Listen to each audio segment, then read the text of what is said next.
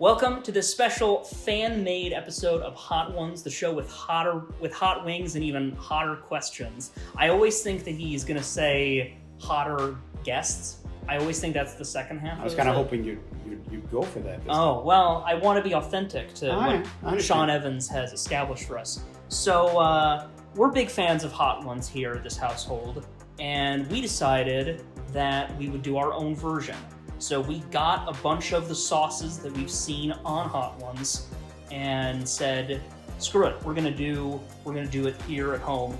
We don't have like traditional wings, but we do have Wendy's chicken nuggets. Not sponsored, by the way, but Wendy's, if you want to. Wendy's will be bleeped out.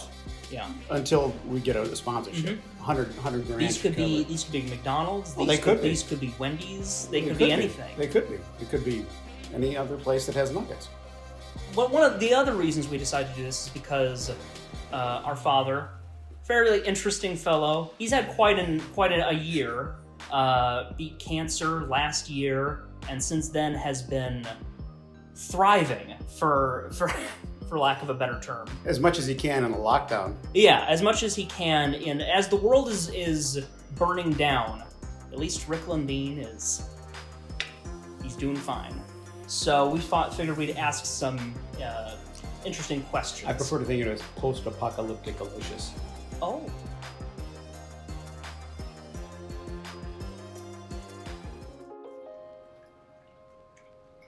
Oh, that's nice. Delicious. Mm-hmm. That's our guard down. I feel like I'm in a local diner now. Mm-hmm. You've said in the past, because I remember we had a conversation about this ages ago, about your two favorite superheroes. One of them, to the surprise of no one, or to the surprise of no one who has been in our basement, is one of them is The Thing. Now, you've told me that he's one of your favorite superheroes because he maintains like a great sense of humor despite the unfortunate circumstances surrounding, his origin, namely his visage. Yes. What aspects of your personality can you relate to in the superheroes that you grew up with? Well, I think I've thought about this in the past that when I was the first comics I had gotten. One was a Batman comic, where his first encounter with Ra's al Ghul, and the Fantastic Four's Thing versus Hulk, issue 112, and I think if I'm going to do a deep psychological dive, and I have way too much time on my hands, so I do that sometimes. I think maybe the FF were more important to me, and sometimes because of the family aspect, because my folks had gotten a divorce before I even knew what was going on, and we lived with my grandparents, and I think there was something about the sad look on the Thing's face, because Jack Kirby, the original artist on the FF, would always have him the brow drawn, so it looks like Ben was always sad, and even when he was joking around or mad, he just always looked sad, and I thought that was a very powerful vision. But I think that combined with the whole family aspect, because in a couple of years later, 72, 73, when it was, Reed and Sue, Mr. Fantastic, Invisible Woman, they separated.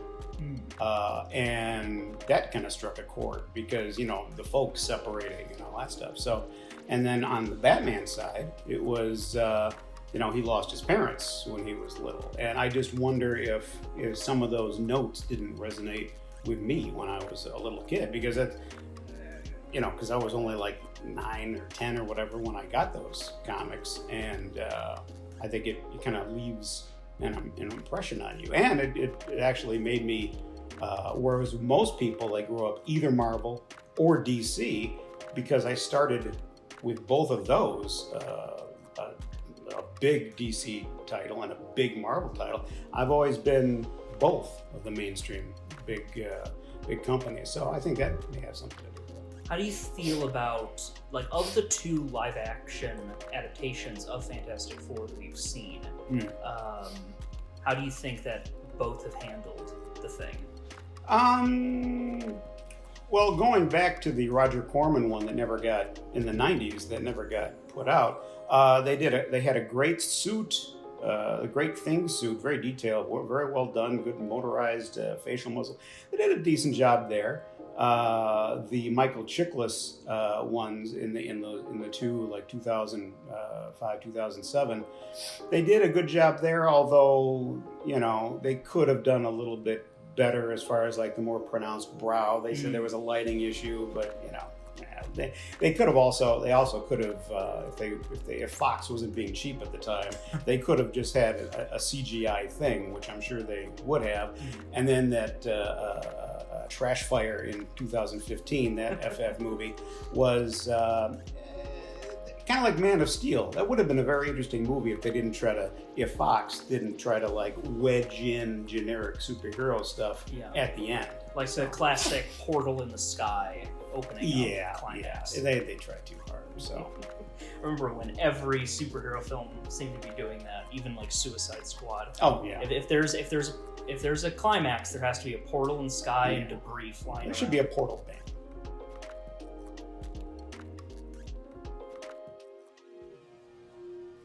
All right, and sriracha. I'm used to sriracha quite a bit. Yeah, we use it quite a bit in this house. Mm-hmm. Yeah, all that goes on tacos. But a couple of these might actually end up being used in the future on tacos because there's some good ones. So, going back to what we mentioned during the intro to the show, so you won a battle against cancer last year, after which you really, as I said, you seem to be kind of thriving. What with new comics you've written or your blog, which you've been updating once a day for the last year. And you've kind of transformed through this whole fair, as evidenced by your curly hair. Would you call this battle with cancer your superhero origin story? Okay. Yeah, I don't know. It's just like, it's like when you're outside of it, it's like you're seeing it all as one thing, but when you're in the midst of it, it's just kind of like, hey. I go, yeah, sure, that if it took 57 years for me to have an origin story, I mean, hell, if nothing else, having the stem cell transplant, it kind of like reset a few things, because a story I've told in the past, that when I was in my mid-20s, I had this virus that I don't know what it was, and afterwards my hair kind of thinned out a bit. Not horribly, but it thinned out a little bit. And but then after the stem cell transplant, it came back thicker and much like it was in my 20s. So a parting gift from cancer to me, which I think I deserve that. So I've probably played it safe way too many times. I wouldn't venture into some accidental radioactive thing or something. So. That works for an origin story. Yeah, I didn't get any powers out of it except thicker hair. Yeah.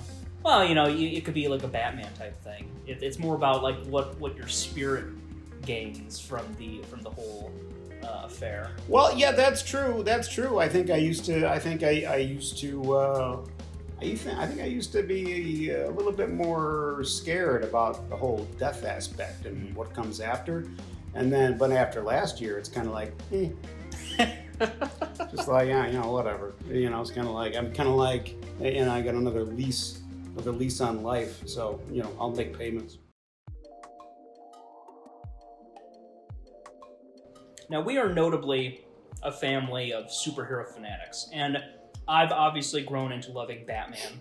And I know that Batman is your other favorite superhero. Mm-hmm. I'm curious, how much of mine and Teresa's childhood love of superheroes was the result of gentle nudging on your part, and how much of it was us naturally coming to the conclusion that Batman is the best?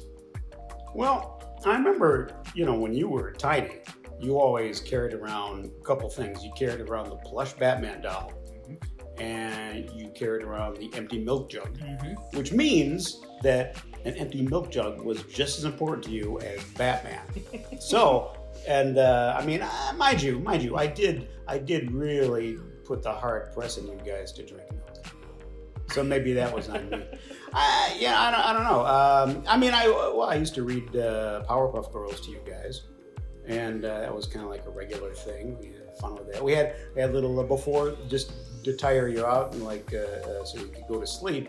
We had like little superhero battles, like in the old Batman series, where we were taking on Batman's Rogues Galleries or whatever. And just wonderful orchestration and choreography of this fight.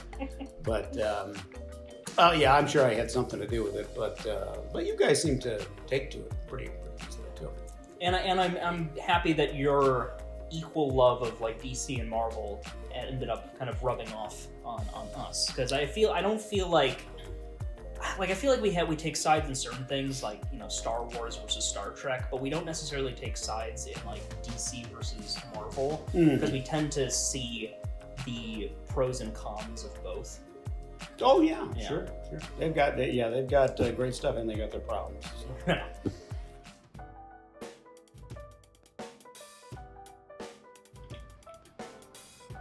Oh, that's nice. That's nice. Mm-hmm. Let's see if it sneaks up on us. Now, you've gone on record talking about how Hayao Miyazaki's Graveyard of the Fireflies kind of turned you off of anime for a long time. And you're actually not alone in that, because there is a school of thought that it's one of Miyazaki's worst films compared to other films that he's created. However, you have shown a lot of appreciation for the works of older directors like Yoshiaki Kawajiri, such as his work in Batman Gotham Knight with the Deadshot short, and the film Ninja Scroll. So why do you think that these older, sort of darker, more classic works from like industry legends appeal to you more than a lot of like other stuff? I think it's the style of animation, because there is a more precious version where like the people are a little bit on the cuter side and all that stuff, and that usually influences certain things in the animation, which I'm not a fan of. Whereas the guy who did the Gotham Knights with Deadshot, that animation style has more of a hard edge to it.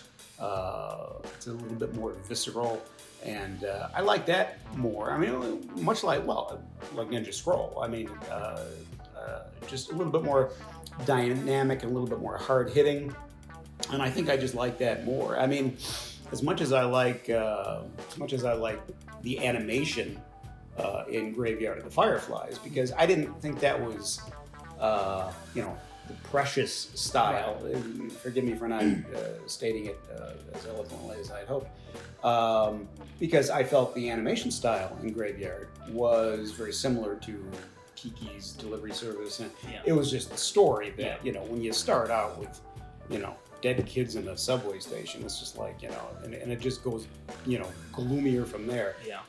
I'm not really into the dark, depressing stuff. I mean, dark stuff is one thing, depressing. Stuff that really just kind of lets you soak in those types of like more gloomy emotions. I'm not a fan of that. Los Calientes. No. Oh yeah, there's on a little bit of a delay, but yeah, you're like, it's normal. It sounds good. Wow. That is sweet. It is. It's very sweet. Yeah. Huh. Surprising. How about that? But that's 36,000 Scoville? Yeah. Which means it's gonna hit us soon. Oh yeah, it's gonna hit us soon. Probably gonna hit. Oh, is it hitting you? How are you feeling? No, I'm waiting for it. No. All right, question. All right. I will let you know when something hits me. All right. Well, I'll probably hit it too. Yeah. I'll probably feel it as well. Yeah. So you've committed hard in these last couple of months to learning Spanish with the app Duolingo, to the point that you're practically the poster boy for the app's game-like mechanics and how like competitive, it's become. Do you think you could comfortably travel to like Mexico or other Spanish-speaking countries? And do you have would you like to do that in the future? Yeah, maybe. I mean, when we went when your mother and I went to Italy back in 2005, I think it was. I made a point to learn about around 70 words, just so, the touchstones, so, I could communicate, because I don't like it when anyone comes into a different country and then just assumes that, you don't want to be the ugly American. We got too much of that going on right now. Yeah. And they all hate us even more than usual, and just cause in some cases. But yeah, I mean, I feel better when you can make you can get by and show them that you make the effort. And I wouldn't mind, at some point in the future, going to maybe Spain or something like that. But of the different languages, the main reason I went for Spanish first was because I took 2 years of it in high school, and I figured that might be a little bit easier train to hop back on. Right. And, it works fine. I mean, in fact, my blog today is about how I hit date 125, and I tried to just touch base with Swedish again. And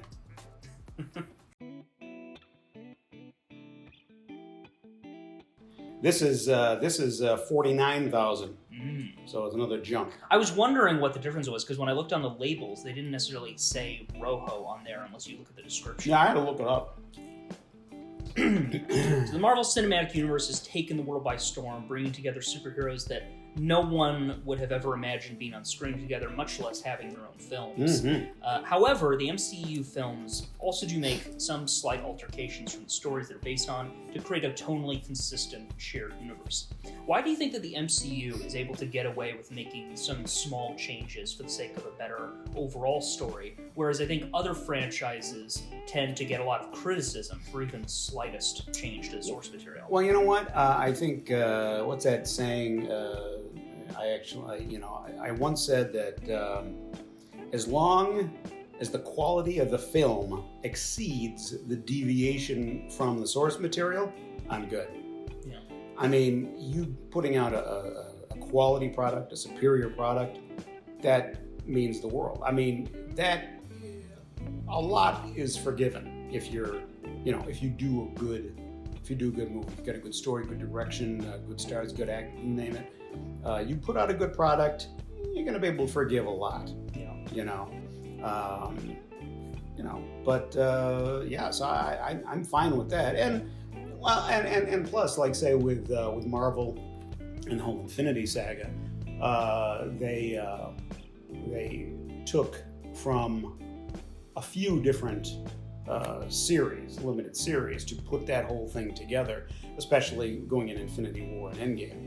But again, if these guys know what they're doing and they make certain decisions, even if they change this or that, hey, as long as it's done well, I'm good.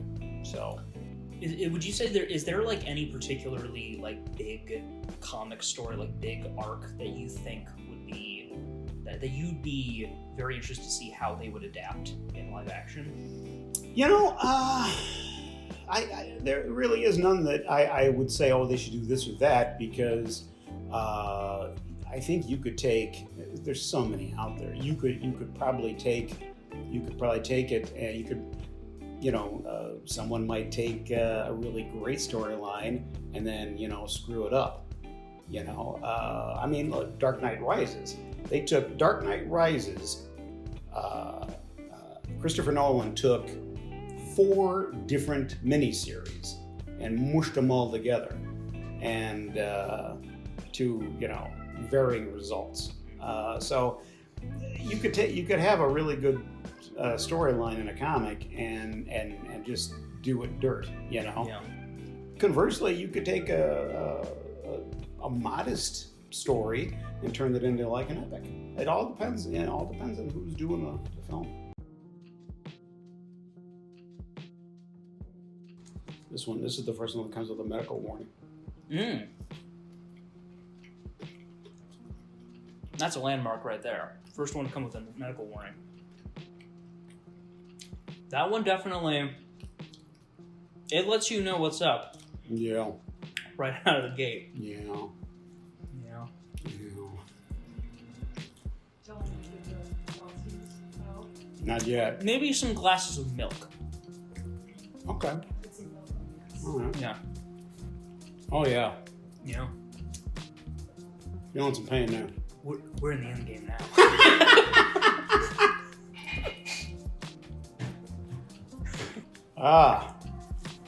Teresa's coming with milk soon. Yeah. I don't open it. It's like I'm hyper producing saliva. Oh, and in the brandy glasses, I love you. Thanks for it. I'm gonna see how long I can hold off. I didn't. So, on the topic of the MCU, Yes. so, you know, you've been fairly positive about the whole thing, you know, from beginning to end. Uh-huh. So, what superheroes do you think have been severely helped by the success of the MCU? And are there any that you think that have been hurt by the MCU and the way they've been adapted? You know, by and large, and going all the way back to the first X-Men film, which was Fox, which wasn't even part of the MCU at the time. Quite often, these movies are helping the characters, because I just think back to the first X-Men film.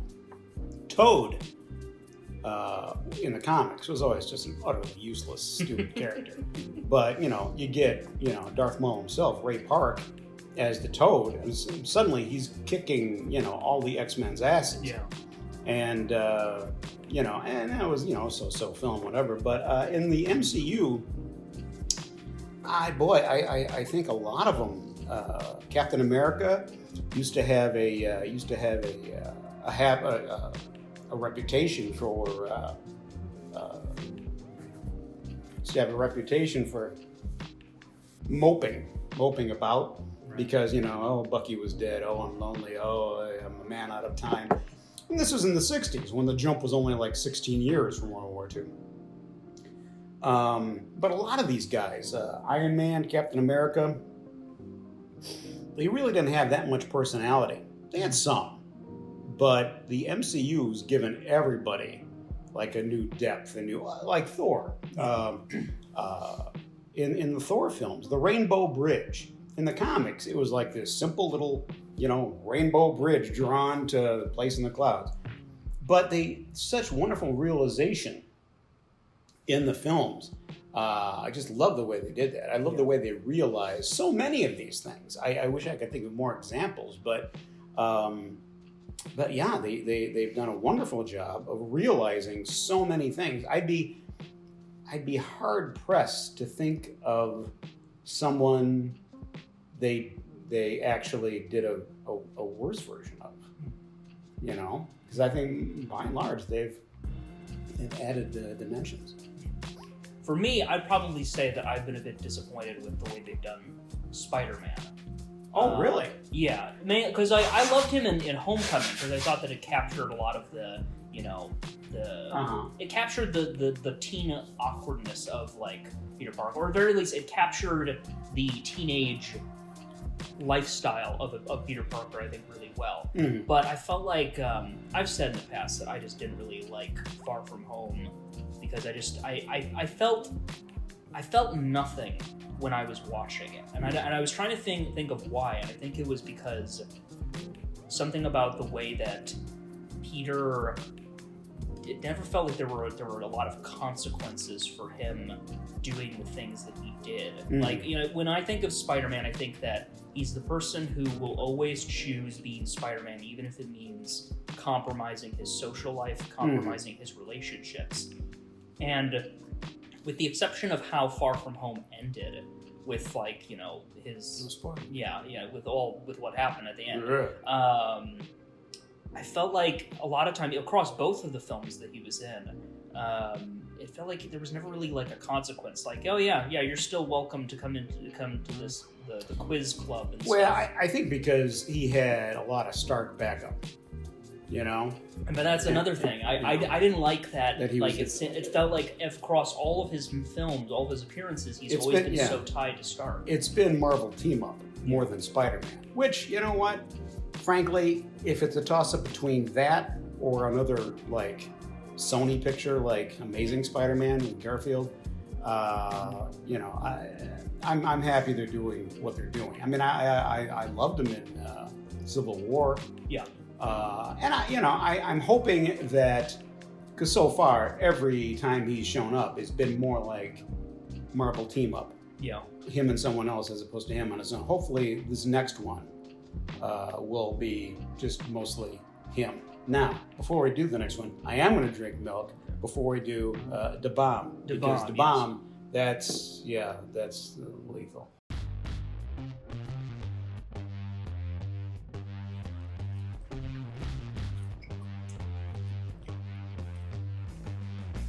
Oh wow. Oh shit! That's venomous. Oh, Wow. and it doesn't taste that good either. No. Frosty, please. Yeah. I mean, just for the taste. Yeah, take the one that was Oh. in the fridge for Oh. him. And by the way, take one of the chocolate ones out of the freezer. And Or you you- step on it. We're eating both of those real soon. Oh God, I'm throwing that shit out. Unless anyone wants it. Oh God. I get. Jesus Christ. Well, it lives up to his reputation. Here's as again. being- Can you give me one of the spoons? Yes, really. That was one of the ones from the. Oh God, that tastes good. Boy, you know, what, Sean Evans, Yeah. who does hot ones. When you're doing this from now on, because you're going to die soon, because you've had this how many times? I mean, get a Wendy's vanilla Frosty. Shove that in your maw. Oh God, yeah. Shit, yeah. Hey, my eyeballs are sweating. Oh man. Huh. I told myself at the beginning of this, I need to be like Sean Evans. Well, I need to, and like- you'll think about it. He's gotta take like a wing of that shit, like every week, sometimes a couple times a week. Ask me a question. All right, yeah. All right. Here, yeah. Hot ones. You've fuck. Hey. Your grandmother might be listening. You've produced quite a few comics yourself over the years, from Yeah, that was my favorite.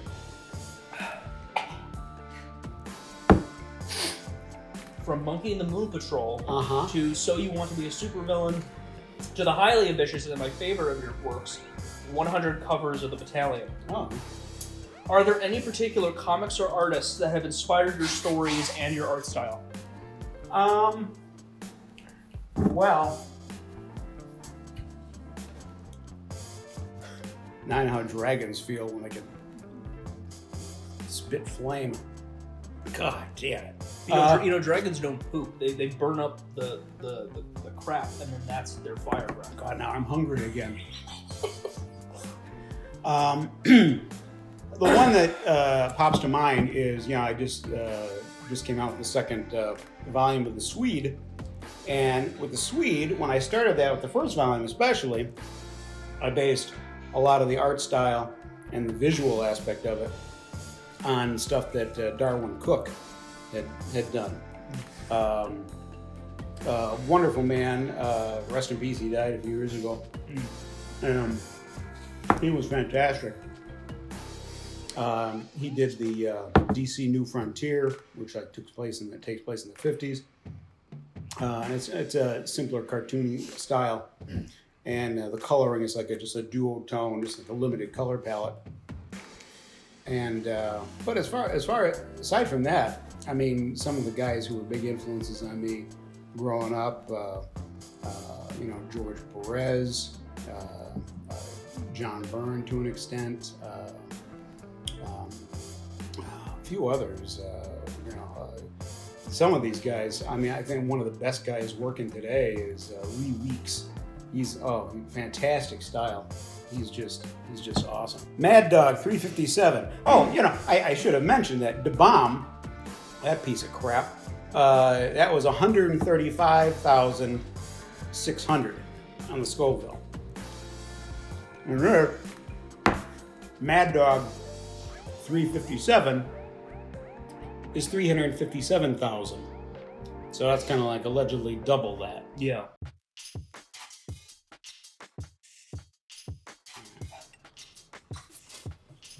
Oh God, that's kind of sweet. We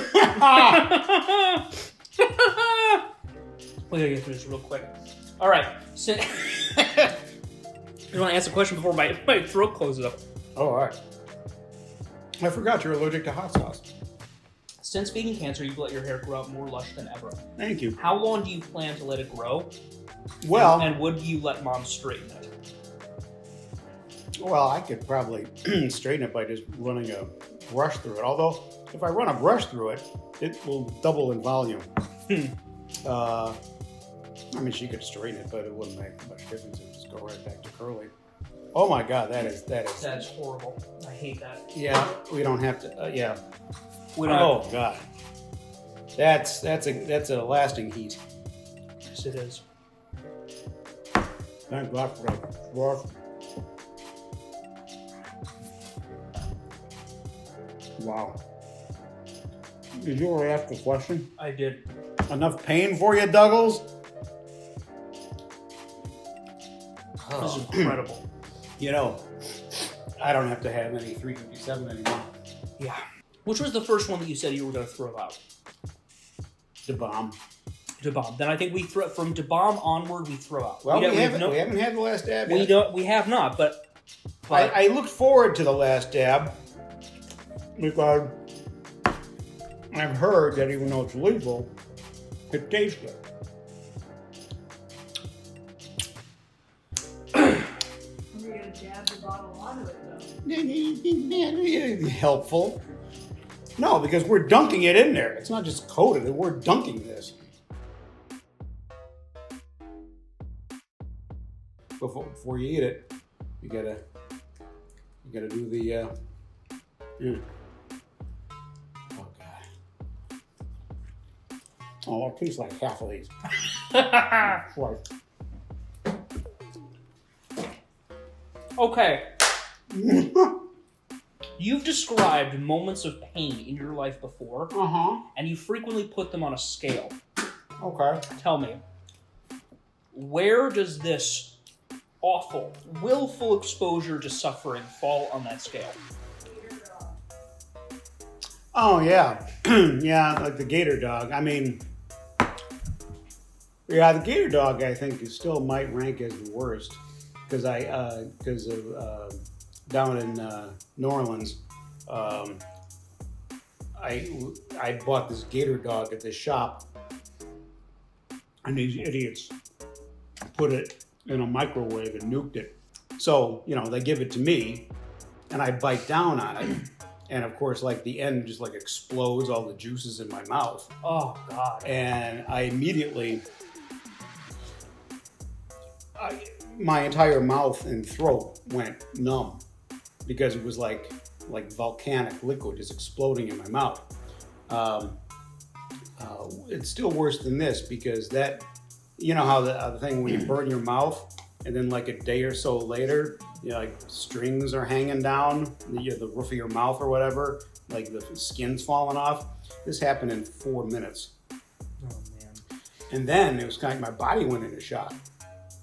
And then, we're in New Orleans. I don't do well with heat, temperature-wise, right? And it was me, Mike, and Jim. We were gonna go on this boat ride through the bayou. And mind you, this is like 90s and humid. And the gator dog put me in such a condition that I think my body went into shock, and I got the chills. Oh God! I was actually, hiding behind Mike Edsey as a windbreak. And he's the same guy who was complaining about it being too cold in a restaurant we were in like the day before or day after, and the waitress even says, "Would you like a shawl?" So I mean, and this is the guy I was hiding behind because, it was that. Oh my God, that might have been the worst, and it was concerning because I had no idea. It was a couple of days before my taste buds came back. That's not good enough to keep. It's not good enough to keep. Sorry, Sean. I think that is it. Just get an outro. Okay. I don't remember what they do for an outro. Yeah, I guess you could promote where they people do. can follow This camera, that camera, that camera, that camera. I've got the first 2 volumes of The Swede out on Amazon. You look that up along with my name in the search, and it'll bring you to mine. And on Comixology, or digital comics, I still have the 2 books of Mickey and Madge, The Adventures of Mickey and Madge, via Action Lab Comics. And of course, my daily blog, which I'm only doing until the end of the year because it was like I was going to go 12 months straight of a blog a day, and then I could just never do it again. I'm going to try to do a full year of letting my hair grow. So far, I'm at 8 months. So I think you could notice it's getting there. Yeah, just a bit, a little bit. And so that's about it from me, I think. Oh, and Horse Guy. We can never forget You can Horse never Guy. forget Horse Guy. There's going to be at least a few more because I did write a song, and there's a couple more cartoons of Horse Guy. And I am going to do Inktober, so my blog each day for October is going to be whatever I've done for Inktober that day.